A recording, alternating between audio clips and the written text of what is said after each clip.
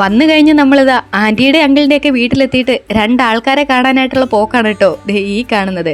കൂട്ടിൽ കണ്ടില്ലേ, ഇവിടെ 2 പട്ടിക്കുഞ്ഞുങ്ങളുണ്ട്, അവരെ കാണാൻ വേണ്ടി പോകുന്നതാണ്. പക്ഷേ അവരൊന്ന് കുരയ്ക്കുകയും ചാടുകയൊക്കെ ചെയ്യുന്ന കണ്ടിട്ട് ദാ നമ്മുടെ കുഞ്ഞിന് ചെറിയ പേടിയൊക്കെ ഉണ്ട്, അതുകൊണ്ട് കുറച്ച് മാറിയാ നിൽക്കുന്നത്.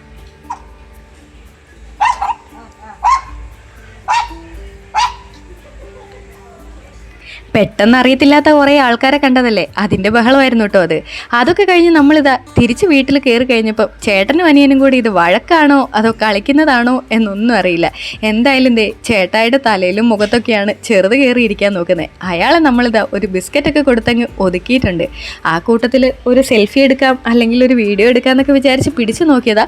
പക്ഷേ അത്രയ്ക്കങ്ങ് താല്പര്യകക്ഷി അല്ലെന്ന് തോന്നുന്നു. അധികം കാര്യമായിട്ടൊന്നും നമ്മുടെ അടുത്ത് നിന്നില്ല കേട്ടോ. ഇനി അധിക സമയമൊന്നും നമുക്കവിടെ നോക്കി നിൽക്കാനായിട്ട് പറ്റത്തില്ല. തിരിച്ച് നമുക്ക് വീട്ടിലേക്ക് എത്തുകയും വേണം. നല്ല പെരുമഴ പെയ്യാനുള്ള നല്ല ലക്ഷണമുണ്ട്. നമുക്കാണെങ്കിൽ ജില്ലയിൽ റെഡ് അലേർട്ടൊക്കെ ഉള്ള സമയമാണ്. അതുകൊണ്ട് എത്രയും പെട്ടെന്ന് ഇനി വീട്ടിലേക്ക് എത്തിച്ചേരുക എന്നുള്ള ഒരൊറ്റ ലക്ഷ്യം മാത്രമേ ഉള്ളൂ.